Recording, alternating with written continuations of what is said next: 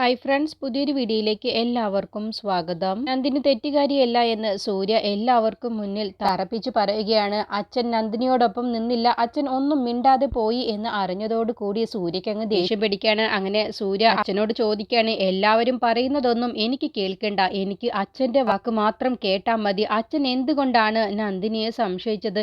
നന്ദിനി കള്ളിയാണെന്നാണോ അച്ഛൻ അപ്പോൾ വിശ്വസിക്കുന്നത് എന്ന് ചോദിക്കുമ്പോൾ ഇവൻ ഒന്നും മിണ്ടാതെ നിൽക്കുന്ന സമയത്ത് പത്മ പറയാണ്, നീ ഇപ്പോൾ എല്ലാവരുടെയും മുന്നിൽ വെച്ച് എന്ത് ചോദിച്ചിട്ടും ഒരു കാര്യവുമില്ല. ഞങ്ങൾക്ക് എല്ലാവർക്കും അറിയാം ഇവൾ തന്നെയാണ് ആ ചെക്ക് മോഷ്ടിച്ചത് എന്ന്.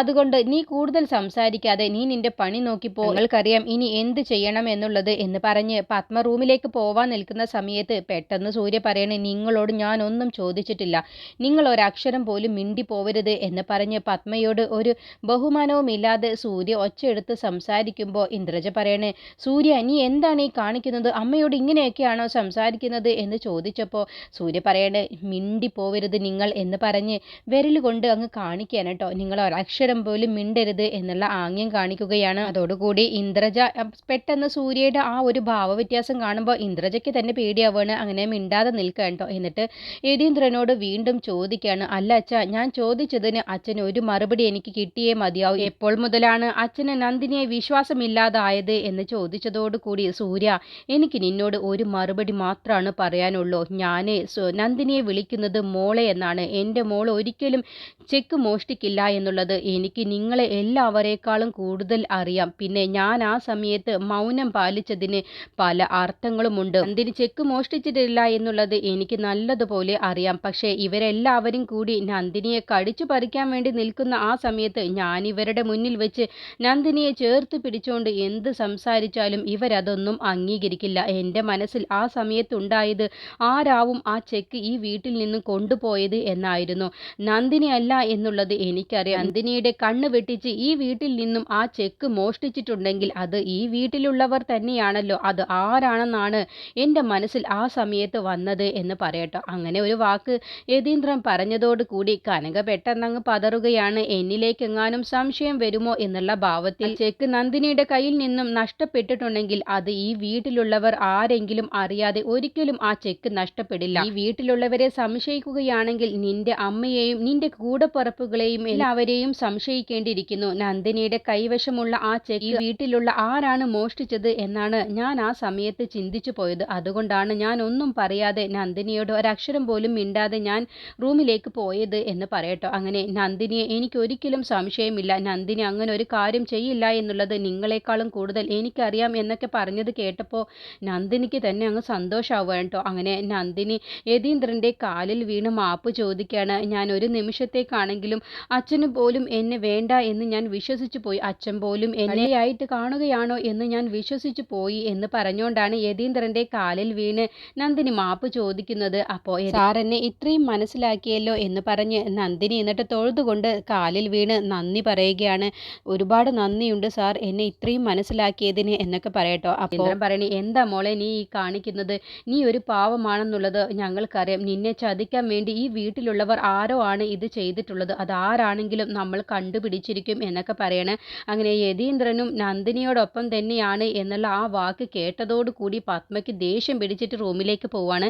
പത്മ പോയതോടുകൂടി ഇന്ദ്രജയും വേദയും വിജയനും ഒക്കെ അകത്തേക്ക് പോവാണ്. രാജുവും കനകയും ഒക്കെ അകത്തേക്ക് പോവാണ്. പിന്നീട് റൂമിലെത്തിയ ശേഷം നന്ദിനിയോട് സൂര്യ പറയണം, നീ എന്തിനാണ് നന്ദിനി വിഷമിക്കുന്നത്? നിന്റെ നിരപരാധിത്വം എല്ലാവർക്കും മുന്നിൽ ഞാൻ തെളിയിച്ചില്ലേ എന്ന് ചോദിക്കുമ്പോൾ നന്ദിനി ഒരുപാട് നന്ദി പറയണേ. എനിക്ക് സൂര്യ സാറിനോട് എത്ര നന്ദി പറഞ്ഞാലും മതിയാവില്ല. ഇങ്ങനെയുള്ള ഒരു അവസ്ഥയിൽ യതീന്ദ്രൻ സാറ് പോലും ഒന്നും മിണ്ടാതെ പോയ സമയത്ത് ഞാൻ എന്തുമാത്രം അധികം വിഷമിച്ചെന്നോ. ദൈവത്തെ പോലെയാണ് ഞാൻ സാറിനെ കാണുന്നത്. യതീന്ദ്രൻ സാറിനെ കാണുന്ന ആ ദൈവം എൻ്റെ മുന്നിൽ കണ്ണടച്ചത് കണ്ടപ്പോൾ എനിക്ക് എന്താണെന്ന് ചെയ്യേണ്ടത് എന്ന് പോലും അറിയാതെ ഞാൻ ഒരുപാട് വിഷമിച്ചു. എൻ്റെ നിരപരാധിത്വം തെളിയിച്ചതിന് സാറിനോട് എത്ര നന്ദി പറഞ്ഞാലും മതിയാവില്ല എന്നൊക്കെ പറയുമ്പോൾ, എന്തിനാ നന്ദിനി നീ എന്നോട് ഇങ്ങനെ നന്ദിയൊക്കെ പറയുന്നു? ഞാനിവിടെ ആ സമയത്ത് ഉണ്ടെങ്കിൽ തന്നെ നിന്റെ നിരപരാധിത്വം ഞാൻ തെളിയിച്ചിരുന്നേനെ. ഇതിപ്പോൾ ഞാൻ വഴുകി വന്നത് കൊണ്ടല്ലേ, എന്തായാലും നിന്റെ വിഷമം ഞാൻ മാറ്റിയില്ലേ എന്നൊക്കെ പറയട്ടെ. അപ്പോൾ നന്ദിനി പറയണേ, സൂര്യ സാറ് എപ്പോഴും മുൻനിർത്തി അമ്മയുടെ മുന്നിൽ ജയിച്ച് കാണിക്കാൻ വേണ്ടിയിട്ടാണ് ഓരോ പ്രവൃത്തിയും ചെയ്യാറുള്ളത്. പക്ഷേ ഇന്ന് എൻ്റെ നിരപരാധിത്വം തെളിയിക്കാൻ വേണ്ടി സാറ് അമ്മയ്ക്ക് മുന്നിൽ പറഞ്ഞ ഓരോ വാക്കുകളും അതിന് സാറിനോട് എത്ര നന്ദി പറഞ്ഞാലും മതിയാവില്ല എന്ന് പറയുമ്പോൾ സൂര്യ പറയണേ, ഇപ്പോഴെങ്കിലും നീ ഞാൻ ചെയ്ത ഒരു പ്രവൃത്തിയെക്കുറിച്ച് നീ സമ്മതിച്ചല്ലോ നന്ദിനി എന്ന് പറയട്ടോ. അങ്ങനെ അവർ സംസാരിക്കുമ്പോഴാണ് അവിടേക്ക് രാജുവേട്ടൻ സൂര്യയ്ക്കുള്ള ഭക്ഷണവുമായിട്ട് വരുന്നത്. എന്നിട്ട് സൂര്യ, നീ കഴിക്കുന്നില്ലേ എന്ന് ചോദിക്കുകയാണ്.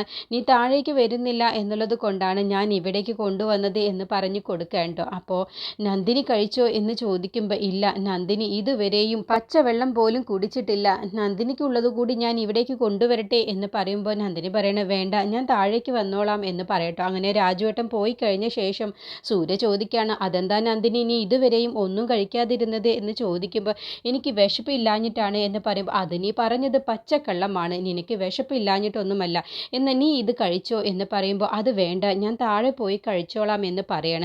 അത് പറ്റില്ല, നീ ഇവിടെ നിന്ന് കഴിച്ചേ പറ്റൂ, എനിക്ക് എന്തായാലും വിശപ്പും കാര്യമൊന്നുമില്ല, ഞാൻ അത്രയ്ക്ക് എൻ്റെ വയറ് ഫുള്ളായിട്ട് കുടിച്ചിട്ടുണ്ട്, അതുകൊണ്ട് നീ ഇത് കഴിച്ചോ എന്ന് പറയുമ്പോൾ, വേണ്ട സാർ, ഞാൻ താഴെ പോയി കഴിച്ചോളാം, പിന്നെ എനിക്ക് തീരെ വിശപ്പില്ല എന്ന് പറയുമ്പോൾ, നിനക്ക് വിശപ്പില്ല എന്നൊന്നും നീ പറയണ്ട, വിശപ്പൊക്കെ ഉണ്ട് എന്ന് പറഞ്ഞ് സൂര്യയ്ക്ക് കൊണ്ടുവന്ന ആ ഭക്ഷണം എടുത്ത് സൂര്യ നന്ദിനിക്ക് കൊടുക്കുക കേട്ടോ. എന്നിട്ട് നന്ദിനിയുടെ വായിൽ വെച്ച് കൊടുക്കാൻ വേണ്ടി നിൽക്കുകയാണ് സൂര്യ. അപ്പോഴത്തേക്കും നന്ദിനി അയ്യോ വേണ്ട സാർ എന്ന് പറഞ്ഞ് കയ്യിലേക്ക് വാങ്ങിക്കുകയാണ്. എന്നിട്ട് സൂര്യ ഓരോ ഉരുളകളായിട്ട് നന്ദിനിയുടെ കയ്യിൽ വെച്ച് കൊടുക്കുക കേട്ടോ. എന്നിട്ട് നന്ദിനി അത് സന്തോഷത്തോടു കൂടി സൂര്യയുടെ ആ കരുതലും സ്നേഹവും കാണുമ്പോൾ നന്ദിനി മനസ്സ് നിറഞ്ഞ് സന്തോഷത്തോടു കൂടി അത് കഴിക്കുകയാണ്. അങ്ങനെ സൂര്യ നന്ദിനിയെ കൊണ്ട് ഫുള്ള് ഭക്ഷണവും സൂര്യ തന്നെ കൊടുത്ത് അത് കഴിപ്പിക്കുകയാണ്. പിറ്റേ ദിവസം രാവിലെ യതീന്ദ്രൻ നന്ദിനിയോട് വീണ്ടും സംസാരിക്കുകയാണ്, മോളെ, ഞാൻ ആ സമയത്ത് നിന്റെ ഭാഗത്ത് നിന്ന് സംസാരിക്കാതിരുന്നത് കൊണ്ട് നിനക്ക് നല്ലതുപോലെ വിഷമമായി എന്ന് എനിക്ക് മനസ്സിലായി,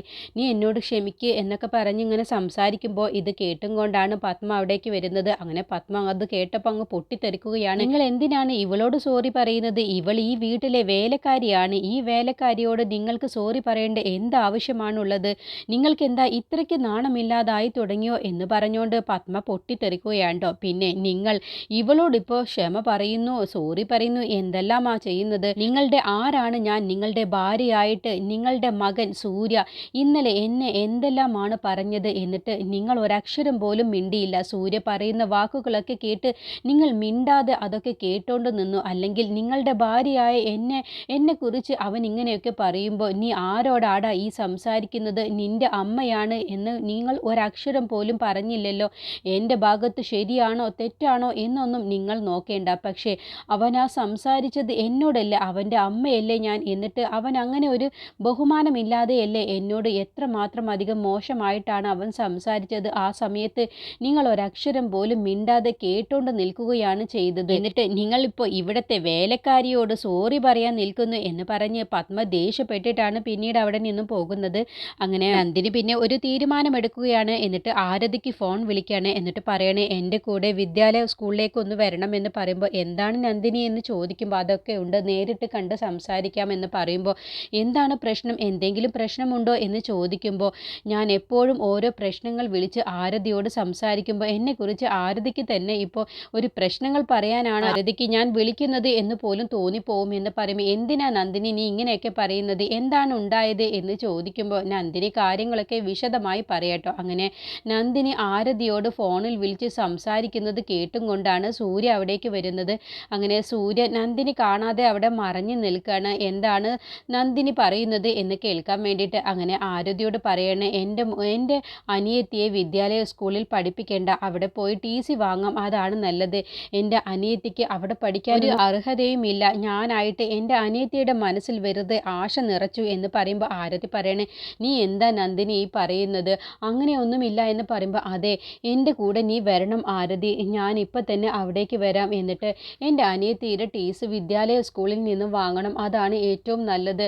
അല്ലാതെ എൻ്റെ അനിയത്തിക്ക് വേണ്ടി ഞാൻ 2 ലക്ഷം രൂപ അവിടെ കെട്ടിവെച്ചു എന്നുള്ള കുത്തുവാക്ക് എനിക്കിനി കേൾക്കാൻ വയ്യ. ഞാനൊരു കള്ളിയാണെന്ന് പോലും ഇവിടെ എല്ലാവരും വിശ്വസിക്കുകയാണ്. അതുകൊണ്ട് ഇനി എൻ്റെ അനിയത്തി അവിടെ പഠിക്കേണ്ട, അതുകൊണ്ട് ആരതി എൻ്റെ കൂടെ വരണം എന്ന് പറയണം. അങ്ങനെ വരാം എന്ന് പറഞ്ഞ് ഫോൺ വെക്കാം കേട്ടോ. അപ്പോൾ ഇതെല്ലാം തന്നെ സൂര്യ കേൾക്കുന്നുണ്ട്. അപ്പോൾ വിദ്യാലയ സ്കൂളിൽ പ്രിയങ്കയുടെ TC വാങ്ങിക്കാനാണ് നന്ദിനിയുടെ തീരുമാനം എന്നുള്ളത് സൂര്യയ്ക്ക് മനസ്സിലാവാണ്. അങ്ങനെ സൂര്യ അവിടെ നിന്ന് മാറി നിൽക്കണ്ടോ നന്ദിനി കാണാതിരിക്കാൻ വേണ്ടിയിട്ട്. എന്നിട്ട് നന്ദിനി എല്ലാവർക്കുമുള്ള ഭക്ഷണമൊക്കെ ടേബിളിൽ കൊടുന്നു വെച്ച ശേഷം രാജുവേട്ടനോട് പറയണ, ഞാൻ എൻ്റെ അനിയത്തിയുടെ TC വാങ്ങാൻ വേണ്ടി വിദ്യാലയ സ്കൂളിലേക്ക് പോവുകയാണെന്ന് പറയുമ്പോൾ നന്ദിനി നീ എന്താ എന്തെങ്കിലും കഴിച്ചിട്ട് പോ, നീ ഇതുവരെയും ഒന്നും കഴിച്ചിട്ടില്ലല്ലോ എന്ന് പറയുമ്പോൾ വേണ്ട രാജുവേട്ട എനിക്കൊന്നും വേണ്ട എന്ന് പറഞ്ഞ് പോവാൻ നിൽക്കുമ്പോൾ ഇതെല്ലാം തന്നെ പത്മയും ഇന്ദ്രജിയും ഒക്കെ കേൾക്കാൻ കേട്ടോ. അപ്പോൾ ഇന്ദ്രജ ഉറക്കെ പറയാണ് ആരെ ബോധിപ്പിക്കാനാണാവോ ഇപ്പോൾ അനിയത്തിയുടെ ടീസ് ഇപ്പോൾ വിദ്യാലയ സ്കൂളിൽ നിന്ന് വാങ്ങാൻ ഉദ്ദേശിക്കുന്നത്.